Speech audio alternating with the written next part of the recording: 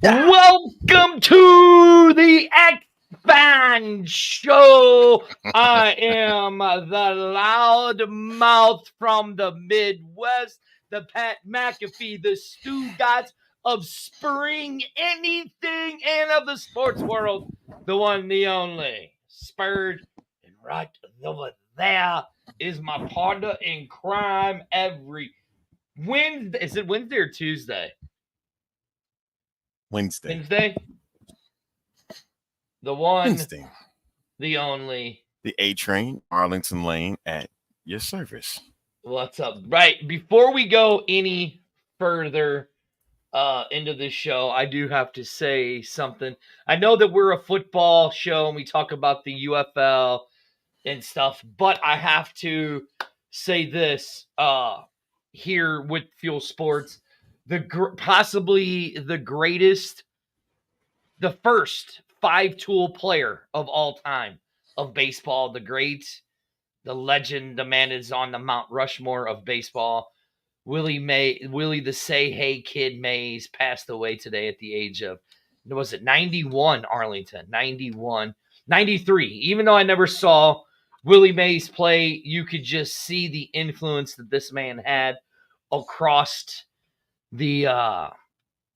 The diamond. The world of baseball in general. I mean, he may not have been the greatest hitter. That's Ted Williams. He may not have been the best power hitter of all time. That's Babe Ruth. May not have had the greatest arm in baseball. That's Roberto Clemente. May not be the best base runner in stolen bases. That's Ricky Henderson. But what Willie Mays was the first 5-tool player. He could do all of that. And that's what makes him the greatest baseball player of all time.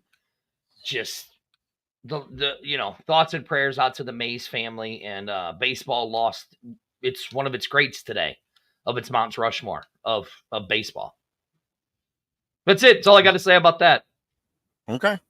So Arlington, I said my piece earlier, so you I'm did. not saying it. So Arlington, what do you want to talk about? Let's start here first. Start where? I'm going to show you. We're going to start with the highlight, and then I'm going to show you with something that I seen afterwards on that. Okay, what the?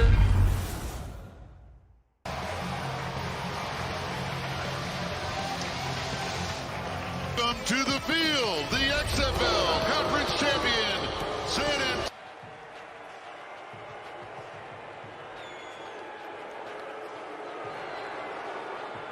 They're all a little different. Yeah. You get into these games, and there's a lot of defense out there right now. You see defense can go out there and play with a lot of energy, but someone's got to get the ball down the field. Ocean! Hey! Blitz coming, quick pass. Open is Jennings, fighting into the end zone. Touchdown, Birmingham. Ready! Martinez. Open.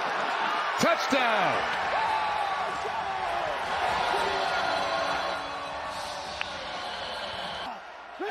Sneak. No signal. They say he didn't get it. The official comes in from the sideline saying San Antonio stopped it, and they'll turn it over on downs. Big play by this defense. That's a huge stop by that Brahmas defense. There's no doubt. That T-Bone has not been stopped by many people over the course of the last couple of years. And here they're trying with a sneak right here. They're Call now, but you work all season long. You and Mike Pereira back in the command center. And that's one of the great innovations we have seen as we get a timeout called on the field. And there's some pushing and shoving and fighting along the sideline. Jay Sternberg, you can see involved. Thompson there without a helmet on for San Antonio. One of the defense. Both fouls have been deemed flagrant, and both players are ejected. This is the outside here, Sternberger. And you can tell this has been brewing all day long because they're just going out. This is like hockey style right now. It's like literally they were going after each other right away. And that continued for a while. And then even after this original tangle, as they were trying to get loose. Timeout. There was a couple of other San Antonio. pushes, and then Their that's second. right there. See, there was a left hand from Sternberger, and then again, more flags came out.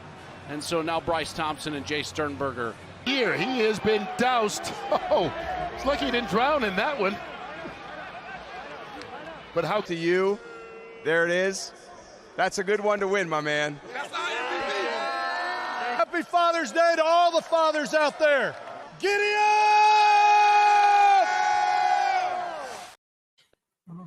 All right. Thank you to go on, Arlington, because I got something to say because, Big Daddy Ed is going to join us. But go ahead, Arlington, because I got something to say about that game. Yeah.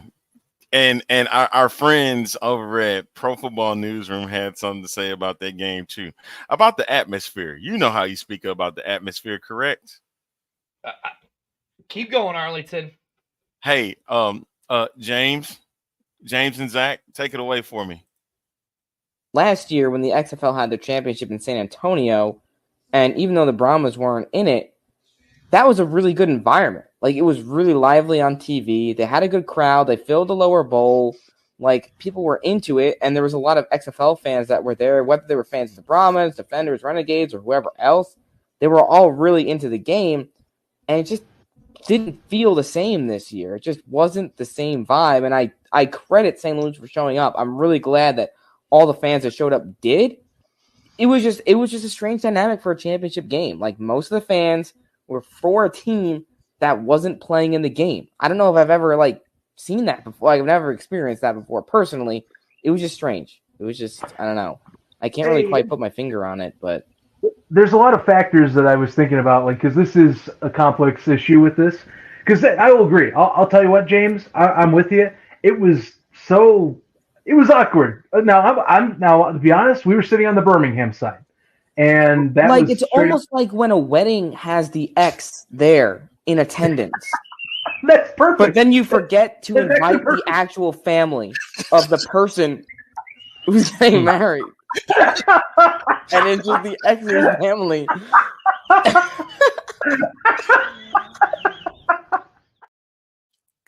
Couldn't have put that in a better way for me, sir.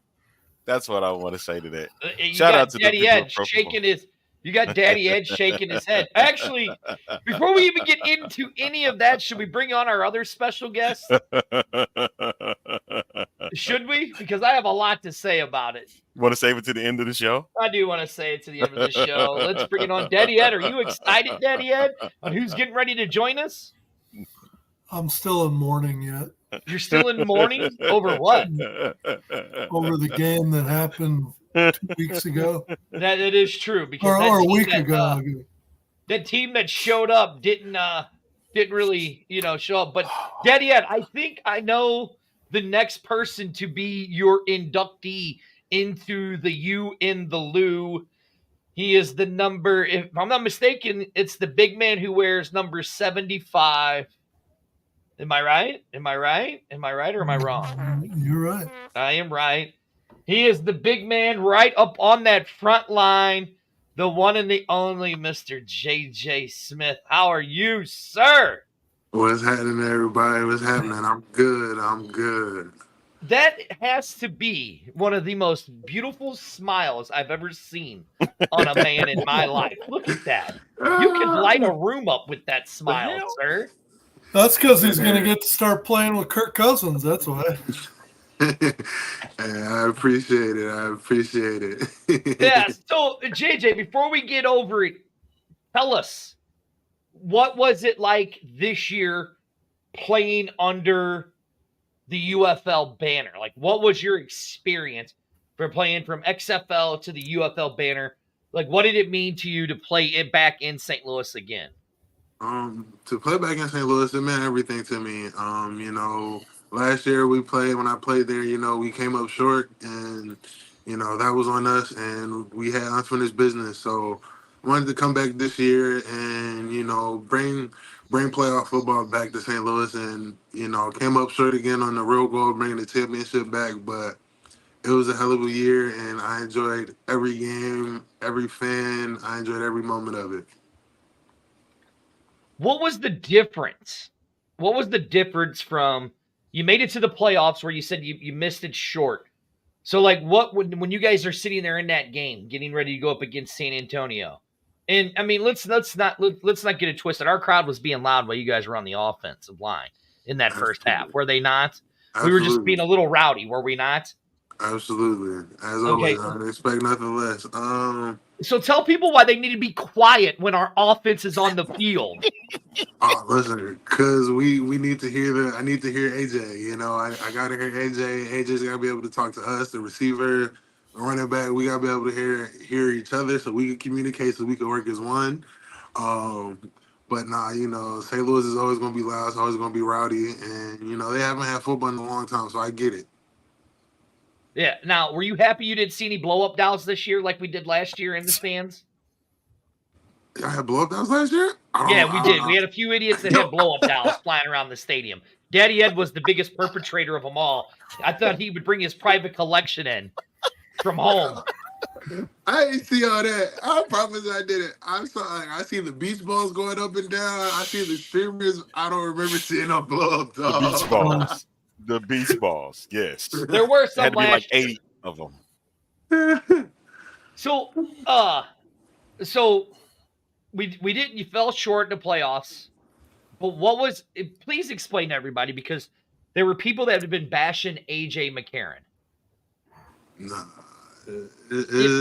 Will you tell people why they shouldn't be bashing this man because he'd played hurt for how long through this season? Please explain to people why they shouldn't be bashing AJ.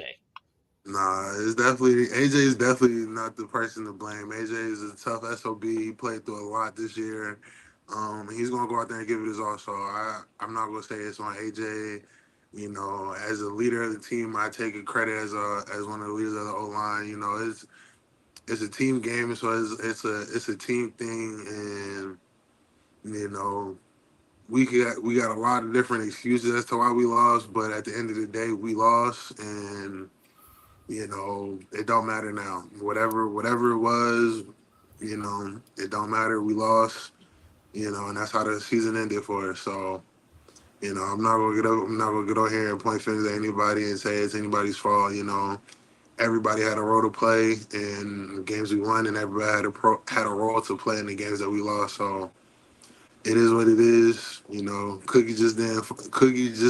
the pieces just didn't fall our way. Thank you. I wanted one of AJ's guys that had stood there in front of him, protecting him for all this season to say, hey, this wasn't AJ's fault. I mean, that he'd played through some pain, a lot of pain this year. Absolutely. And, you know, people were just like, oh, well, you know, you should have sat yourself out and blah, blah, blah. Give us the mindset of a player when you're hurt, right? And you don't want to come out of a big game. What goes through your guys' mind? What is that mentality that normal people like us wouldn't understand? Like, what is that mindset that you guys have? I mean, we're warriors. We go out here, we battle day in, day out. So I mean, even if you know you're hurting, you'll fight through pain, especially if you know AJ is a big piece of who we are as an offense and who we are as a team. So, you know, anybody that's ever played or ever been in competition, you know, you're gonna fight, scratch, and claw no matter what to win that game. You know, you're gonna play through some pain. You know, pain is temporary. So, yeah. Daddy Ed, why are you look so angry, Daddy Ed? You got one of your favorite players on here, Daddy Ed, and you're looking angry at him. I'm not looking angry. I was hoping he was going to talk me off the ledge and tell me why things are going to be okay. Hey, things are going to be okay because, you know, the league worked. The league worked. You know, granted, we didn't get the championship we wanted to bring to St. Louis, but guys got the opportunity to play ball, and guys are getting the opportunity to get signed. You know, as you guys said earlier, I'm headed to Atlanta. You know, Jacob's headed to New York. Willie's staying here in Dallas. So, you know, the league was a success for all intended purposes. You know, it's just unfortunate that we couldn't bring a championship back to the city of St. Louis. You know, that's the toughest part, and that's the tough pill that we as players and coaches had to swallow. Oh, we lost Arlington. Jjs, explain that. This is, like you just said, a league of opportunity. You're getting that opportunity to go on. What is it that this league? What does this league mean to players, and for everything that they can do and everything they get to show? It's an opportunity. You know, this one. The thing about this game, there's not many opportunities, especially at the next level. So, you know, this is a great opportunity for players coming out of college or players that got cut from the pros or have been on practice squad that, you know, you got a belief and confidence in yourself and you're going to bet on yourself every time because you love this game with a passion and you want to play it at the high level. And, you know, this is it's a high level of talent throughout the league. So, yeah, it's a great league to play in and great opportunities. Now, I want to ask you a question. What a lot of people don't realize is you are kind of even lucky to even be playing football from Very some things lucky. that have happened to you when you were younger and stuff like that. So for people who don't realize that, enlighten people what I mean by that. You're even lucky to even be playing football and stuff like that. So actually coming up close to the anniversary of it, 9 years ago, I dislocated my knee really bad. Pretty much blew every ligament out except for my meniscus and I think MCL. Two muscles were torn, and then the way that the bone dislocated, it was sent on an artery. So the blood flow to my foot was slowly being cut off, and they said had it sat there for another 10 minutes, I might have lost my leg from the kneecap down. So, you know, I appreciate every day, and that's why I go out there every game with a smile, and I appreciate every opportunity I get on that field, and why I appreciate the fans because, you know, like I said, as a competitor, we love this game. You know, we love hearing the crowd scream, the boos, the cheers, the everything that goes into it. You know, we love everything about it. So, you know, it's just that competitive spirit. So, like I said, I appreciate every day, every opportunity I get to play this game of football. All right, Daddy, Ed, go on because I know you got something to ask him. I can see it in your eyes. Well, I was just when you get the opportunities in the NFL, like Atlanta reaching out to you now, when you sign with them, do they give you any indication as far as what your chances are of making the team, or do they just strictly say, "Come in, let's see what you got, and we'll see if there's a future with the Atlanta Falcons"? Every team is kind of different. Some teams will kind of come work you out. You know, with Atlanta, you know, they have been kind of tracking me since the end of last season when I didn't sign back with Washington. So they have been watching me for a little while. So, you know, the expectations are definitely there. You know, they just really want to see me come in and compete. At the end of the day, that's really the only thing I can do. That's the opportunity that I have. You know, they're giving me the opportunity to come in, compete for a spot to make the 53, and yeah, for the most part, that's pretty much it. You know, they'll come in, they want you to come in and go in there and take somebody's job. They want to see if what they saw on film was a fluke or not. They want to see how hungry you are for the opportunity. So, just having gone through a full season in the UFL, and I mean, 10 games and all the training camp leading up to it, what kind of wear and tear, or what does your body tell you have left after a full UFL season to turn around and potentially get into a grueling 18 to 20 weeks with preseason in the NFL? You know, I've been playing this game long enough, and I take good care of my body. So, my body's talking to me. You know, like I said, we've been done for a good 2 weeks now, so you know the body feels good. And the thing about football is the physical pain we could deal with because we've been doing it for so long. It's the mental stress of it. So, you know, just being able to take this 1-2 weeks off I've had off since we lost has just been everything. So physically, I feel fine. Like been working out, staying in shape, and once I finish packing up my apartment here in Dallas and I get back home, it's right back to the gym, right back to working out. So, I feel I'm good. I'm in good shape, and that's the one good thing about this season. It kind of finishes up right in time for you to kind of take a little break, but still stay in shape, and go right back into training camp because you're kind of already a little calloused and you've been playing, so you're not going to be as sore and then take as much time to kind of get back into things as some other players would. So then you're saying when you go into training camp, you're going to basically being able to go in at full speed. You don't have any nagging injuries that are going to hold you back at all. Absolutely, full speed, 100%, straight That's to it. awesome. There That's you go. awesome. Now this is the X Fan Show, and the fans kind of dictate everything that we do. So, Daddy Ed, I've been watching, and we got some really good questions here. So this is from Leo, who's out of San Antonio, and he wants to know what you think about players checking out early after getting a call from one of those opportunities. And he wants to know should fans, as we be more understanding about that, or should the players be more considerate of that, of their teammates and fans? It's a tough situation, no doubt. So what do you think? How do you feel of players checking out early, or how would you do it? And so us fans can understand it more. Did that make Uh, sense? I mean, when he says checking out, does he mean checking out in terms of from the team, or I mean, I got. I think Well, what he the conspiracy is that Chase Garbers checked out of the XFL champ or the championship game because he had opportunities lined up for the NFL and he didn't play his best. Oh, That's a conspiracy.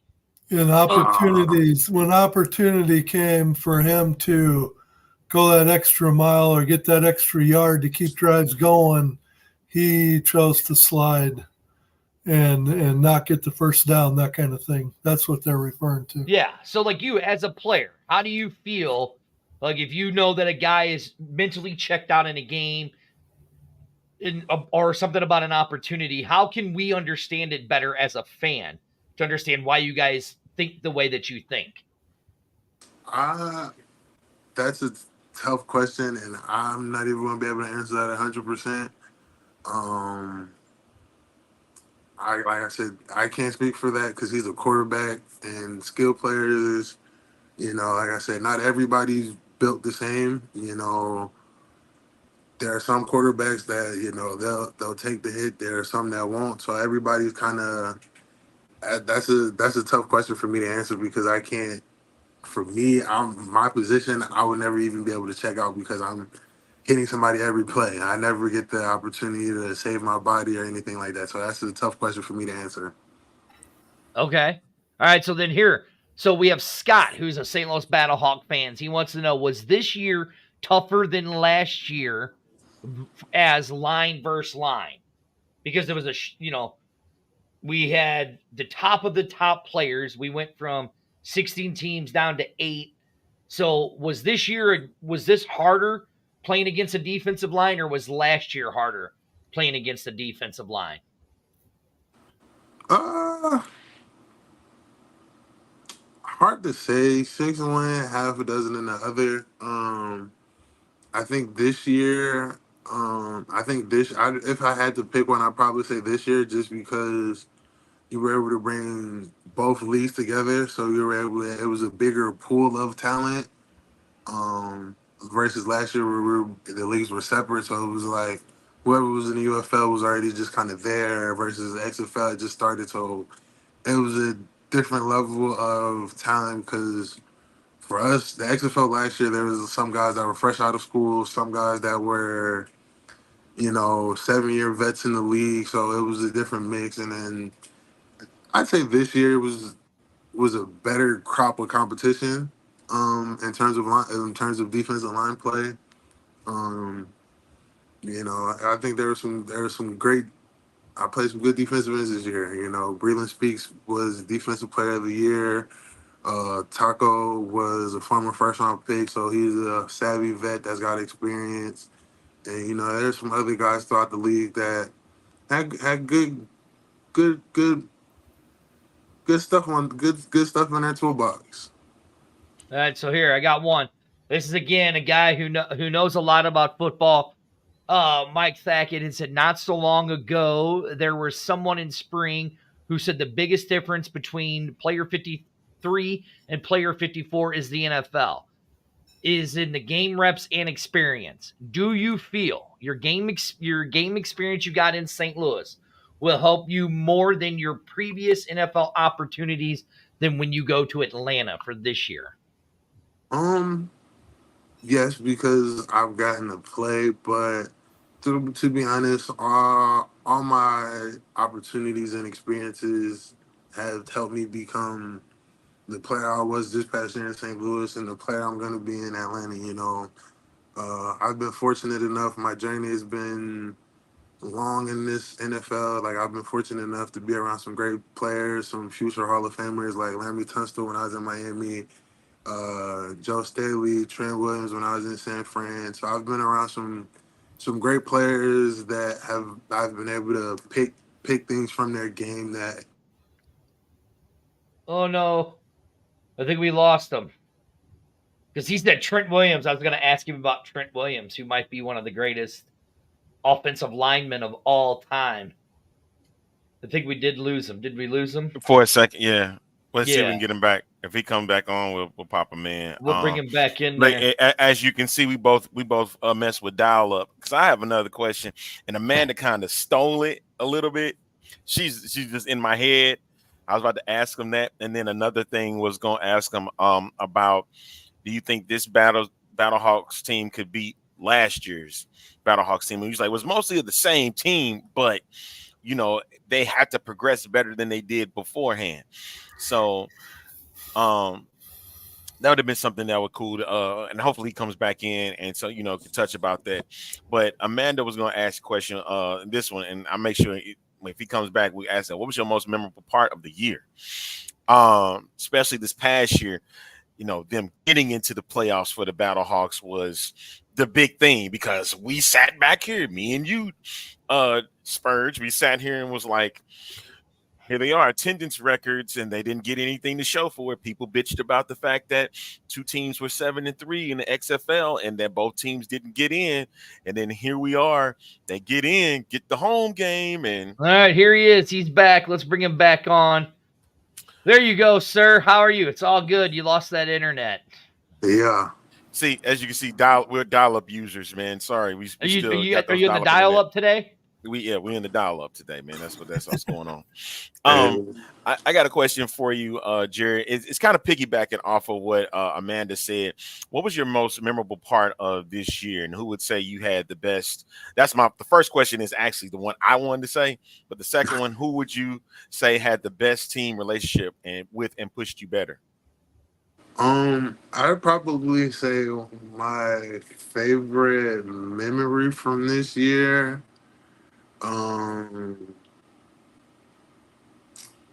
It's gotta be it could be anything, camp or anything, it had to be the game itself.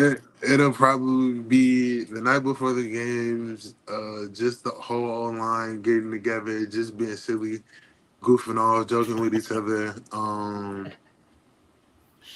That's probably my favorite memory from this year. And then the second part of the question was favorite teammate relationship, and that pushed me. Mm-hmm. Pushed you. There's a couple. I'd say my left guard, Steven. That's my dog.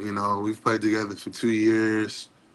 We think just alike. So he always pushes me, I push him. So that's always one. And then I'd probably say my line coach Gino and our receiver coach Phil.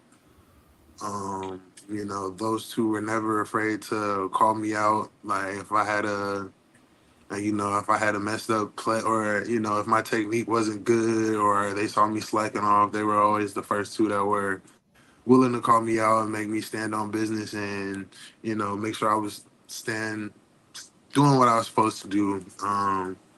But yeah, probably those three.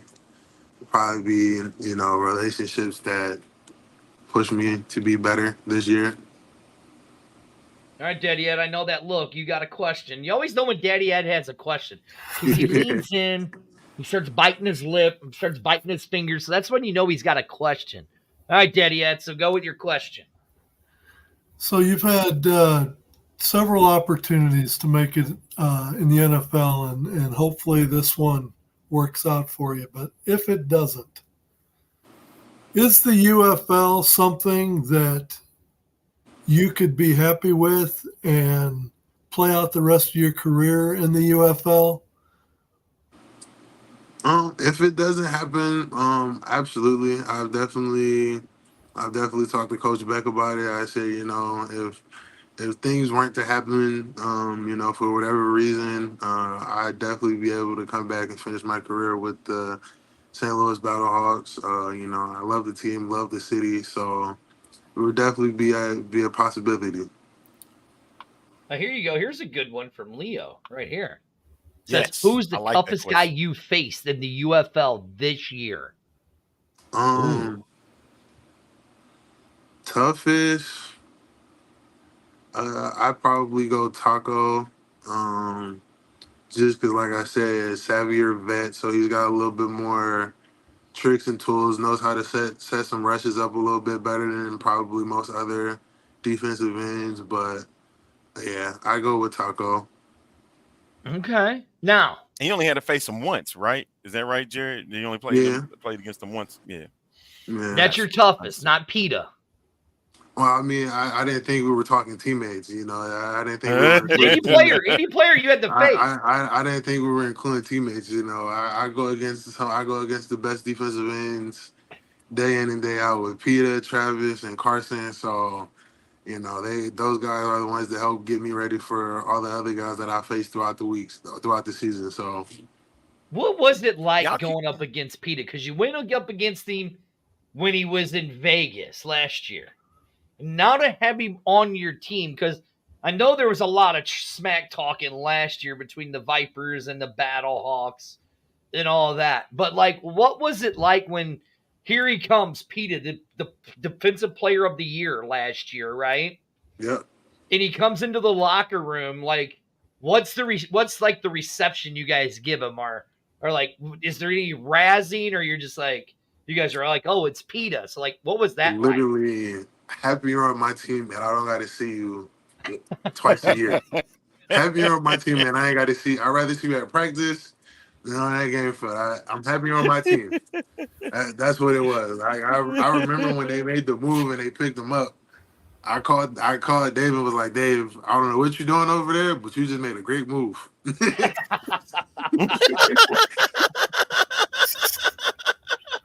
Is PETA really just that? Is he that good as a defensive player? What makes him so special within this whole spring football thing? Because when you watch PETA, you're just what there's just something about him. What is it that's about him that just makes him that special? The thing I love about Peter's got one speed. He's always on full go, even in a walkthrough practice. But he's always working his technique. The thing about being an edge rusher is having technique, and Peter works his technique every day, even while we're warming up. Like you see him working his hands, and he pays attention to the game. He studies well. Him and the guys they stay on top of a lot of things. So. But yeah, it was like I said, it was great to have him on the team. Happy to have him on the team versus having the game plan and how to block him. So there's a question. Please post that one. The last one Amanda just posted. Who talked the most smack in the UFL with you? Let's do the ones on the game. I don't want to do the practice and scrimmages because I know they do that. They do that all day. But I'm talking about when you out on the field and you hear all that smack talking, which one would you hearing the most from? Had to be a division foe. So let's see. Brahmas got chippy at them last 2 games out of nowhere. They wasn't chippy the first game. It wasn't chippy the first game. Even with Birmingham, they didn't get chippy till the game was over. Birmingham was pretty chippy. They was chippy from jump. Let's see who else. DC. That's chippy as always. That's a rivalry from last year. So that game was pretty chippy. Man, I don't know. I don't really got to. I don't know. It's hard It wasn't to on say. your side. It wasn't on your side of the It ball. wasn't It on was the on the O other line. side. It was on my like. Oh, don't get me wrong. They for so tall. It was everybody was like, everybody had their days. Everybody had their days, but who talked the most smack to me? I'd probably say it's always the DB because they just love to talk trash. Nah, some of the linebackers too.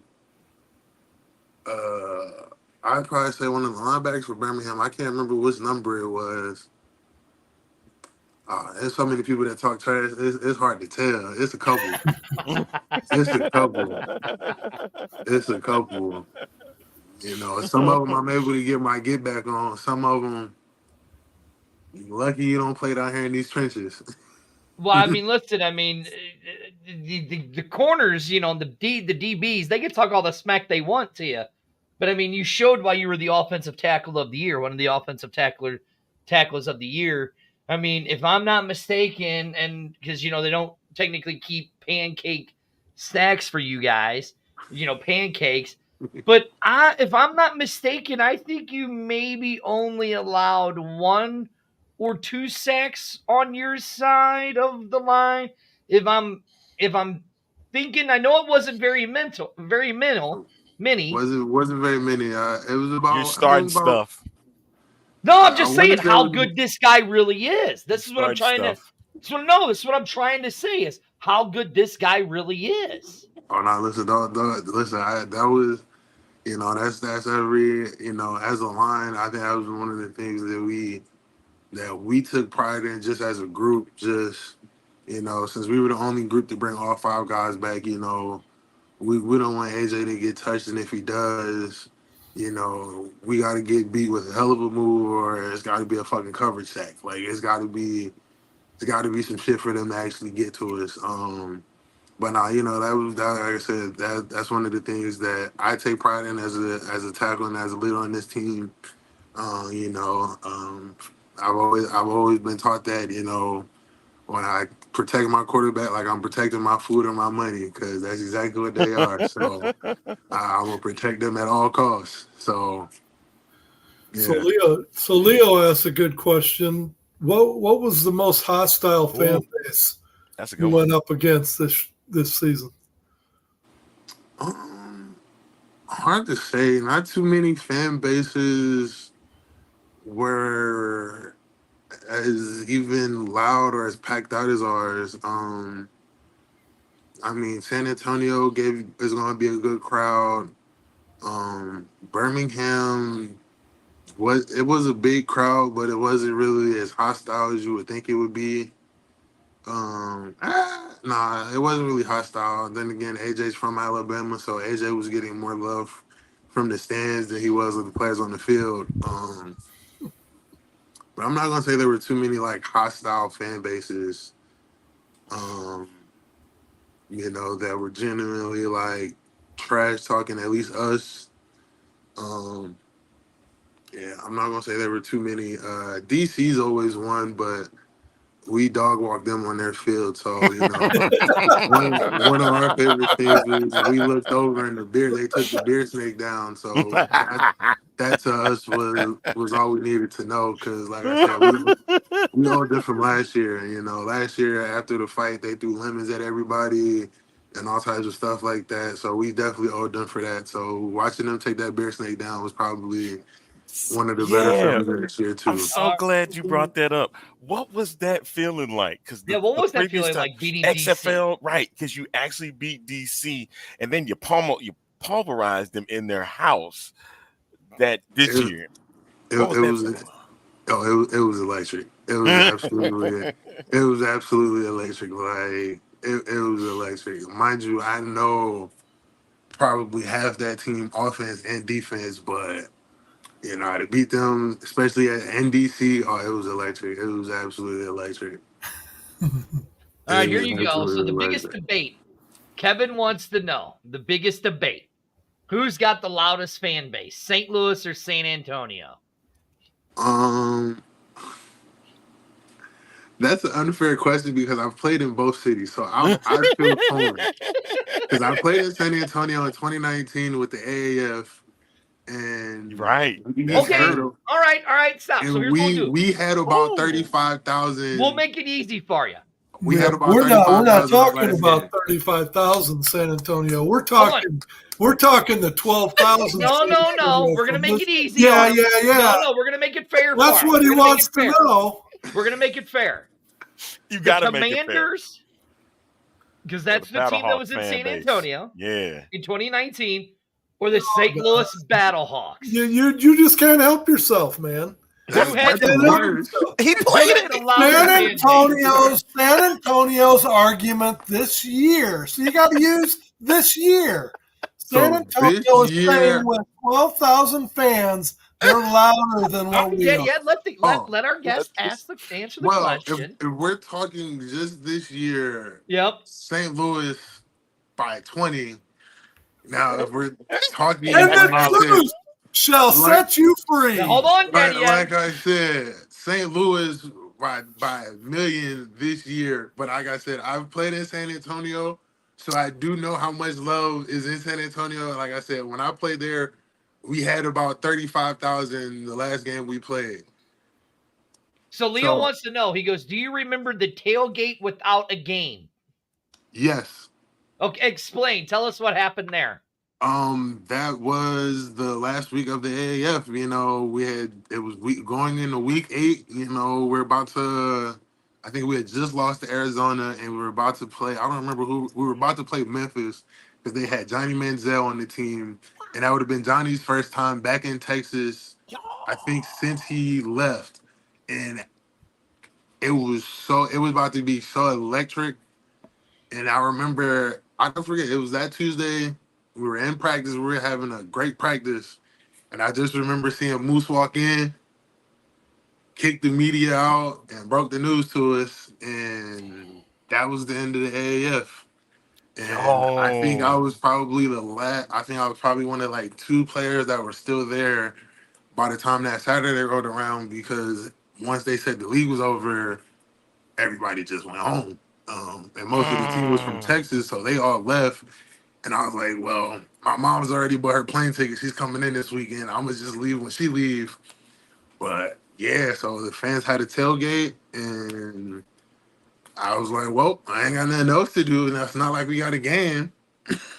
So you guys, hold on, you guys tailgated without a game. Yep. Everything was already set, and it was just like, yeah. Well, fuck, what do we do now? You just cancel the rest of the season. You just cancel the rest of the season. It's madness. Okay.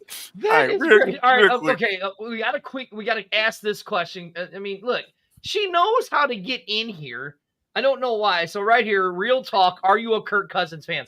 Now, you can't. I wish you don't answer before that. you answer this question. How can you answer that? Hold on. Can't answer Everybody be quiet. I am one of the hosts of the shows. I am not a Minnesota Vikings fan or a Kirk Cousins fan. So be careful.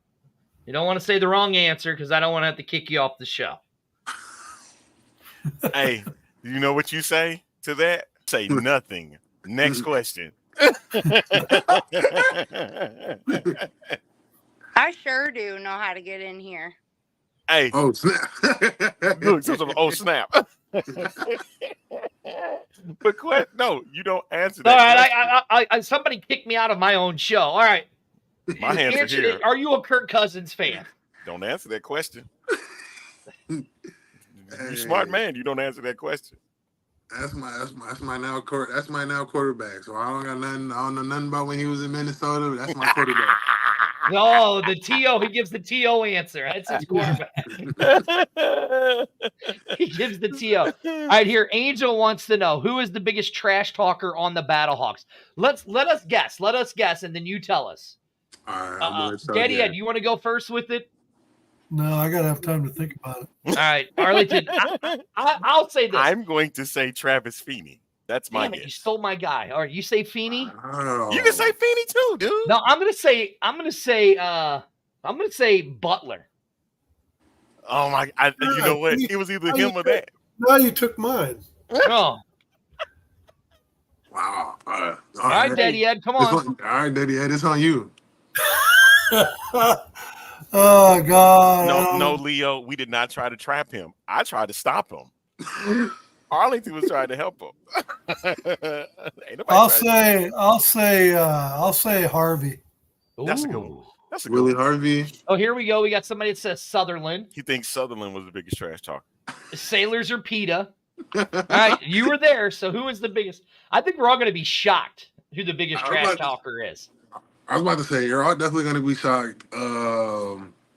Everybody except Trav is definitely wrong. Trav, I don't believe Trav talks that much stuff, but he's not. I'd probably put him in the top 5, but I'm not going to say. Okay. I'm not going to say on the team. It's probably me. Probably me.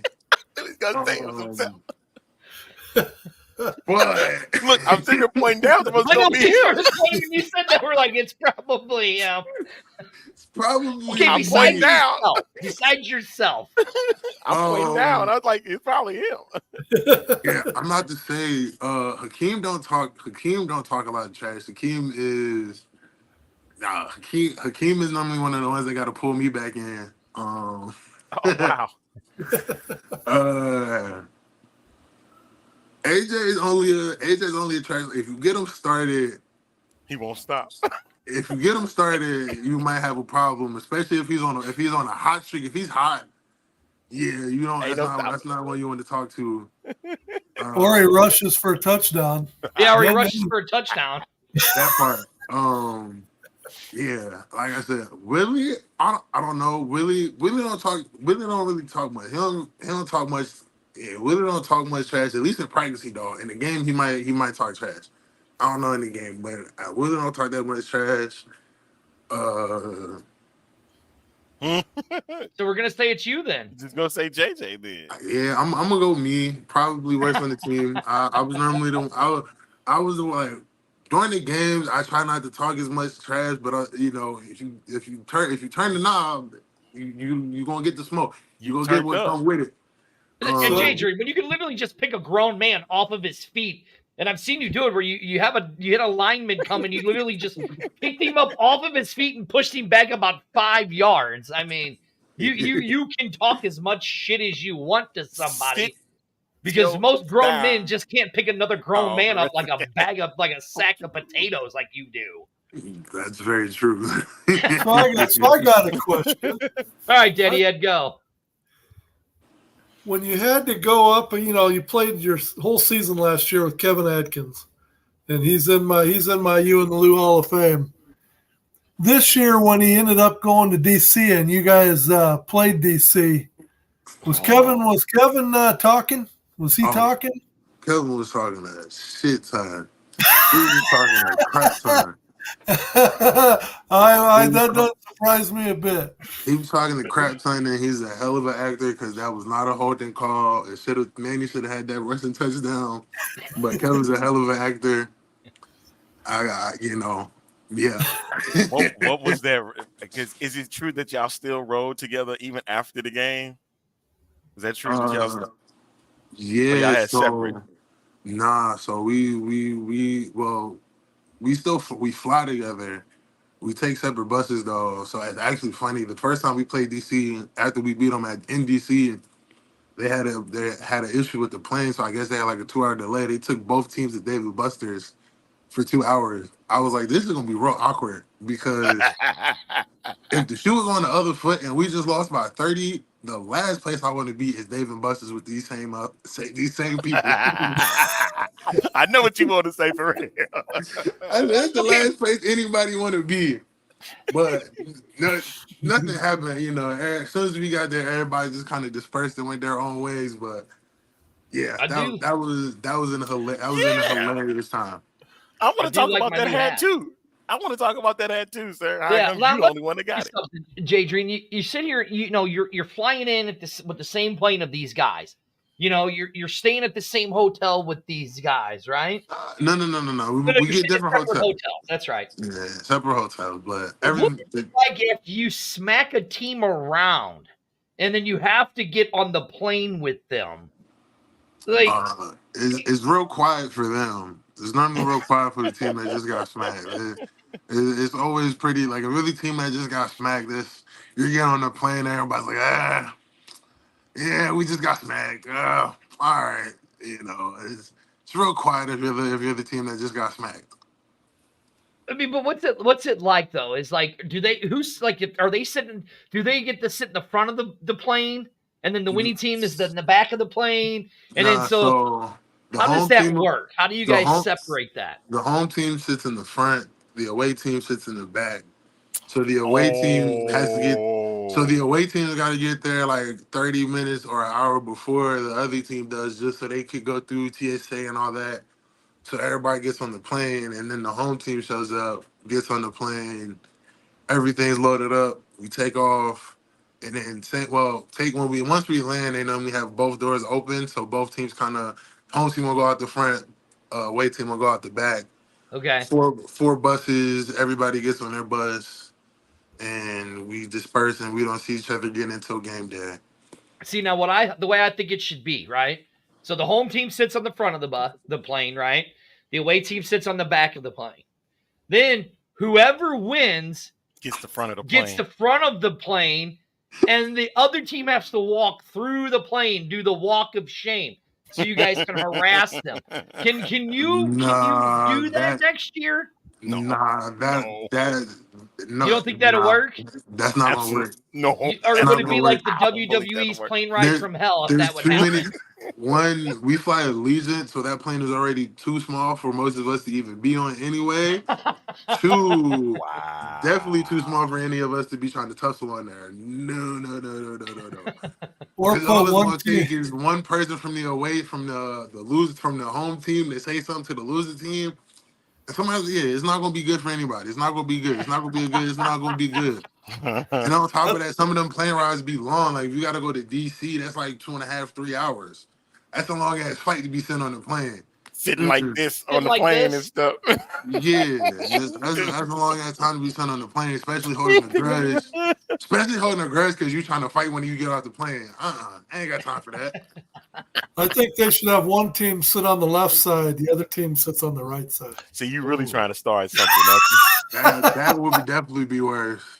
That would definitely be worse. That would definitely be worse because now I gotta look across. Now I gotta look at you, especially if it's the person sitting across, the one you've been talking trash to the whole game. That's not even worth it. It's not even worth it. Hey, this is the X-Pan Show. I'm one of your hosts, Spurge. Right over there is my partner in crime every Wednesday night, the one and the only.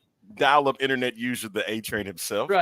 Right below me is From the Bottom Line, the Big Daddy Ed, and right underneath us is the Offensive Player of the Year, or Offensive Lineman. Stop. You're going to ruin it. You're going to ruin it. Don't say nothing else. Ladies and gentlemen, that's Jared Jones-Smith of the Atlanta Falcons, offensive tackle. Don't say nothing else, dude. Shh. That's Here we go, Arlington. I don't know where we're finna go with this, but I just know this. It's not going to go the route that I'm expecting to go down. Real quick, Kevin had a question. He said, is there an opposing team that actually stop it? I'm trying to put it up. Have fun to travel with. I think that's weird if you have a team that's after they lost. I was about to say, nobody's normally fun to travel with because nobody wants to be on the same flight regardless. And like I said, we're flying Allegiant, so it's already a tight space. You know, the weeks you do get American, you're a little bit better off. But the weeks you're flying Allegiant, you know, like I said, you don't really want to fly it. And then if you're playing a Texas team like San Antonio, Houston, you got to take a 5-hour bus ride to get there. That's not fun either. So it's not really fun, you know. And if everybody had their own city, it'd be a different ballgame. But That's interesting that you said that, because that was one thing we've always wondered. So, like, because you're based out of in Arlington. Mm-hmm. So for when you guys go to Houston and San Antonio, you guys do a charter bus then. Yep. Okay. Yep. Charter Case in bus. point, I remember seeing it one day. It was after when you played the Houston Roughnecks, they going sprinting down 45, get back to Arlington, because that's the best route to get when you're taking, when you're getting back to Arlington. Is coming from 45 straight down to Dallas, and right there at Choctaw, or wherever that you guys were staying, it's literally a 4-hour shot. Yep. From there to there. With a pit stop at Buc-ee's. Okay, here you go. Angel has a question. JJ. So she goes, do you want to come back to St. Louis, the STL, for spring football next year? Is that an option after signing with the NFL? I would love to. That's the thing. We'll have to see how the future goes. If everything works out with Atlanta, then I probably won't be back. I saw part of her thing. She said, AJ did it. If I do go to Atlanta and I stay there, and for whatever reason I'm on practice squad, if I don't make the 53, then maybe yes. But if I go, I make the 53 and I stay there, most likely not. And that would just mean I had to pass the torch on to the next man. Well, at least you get to play with a teammate. London's going to be there in Atlanta. What's that going to be like? Two of them. I got two of them. I got Lakel and I got Lucas. That's Lucas right. Dennis. That's right. Yeah. I forgot about that. So what's that going to be like? It's going to be ecstatic. I talked to both of them already. So, I'm excited to see my guys again, and just excited to be on the team with somebody that I know already. And, it makes it a little bit easier when you know somebody there, especially when they've been there already. So they kind of got an understanding of how things work and how everything is supposed to go, in the building, and what kind of the expectations are. So I like it. All right, Teddy Ed, we're going to give you the last question. So here's the burning show. Here's the burning question that we were all trying to figure out before the season started. If things don't work out in Atlanta and you get waived from Atlanta, are you property still of the St. Louis Battlehawks, or are you a free agent? Nope, still a St. Louis Battlehawk, baby. Okay. Still a Battlehawk. That made him happy.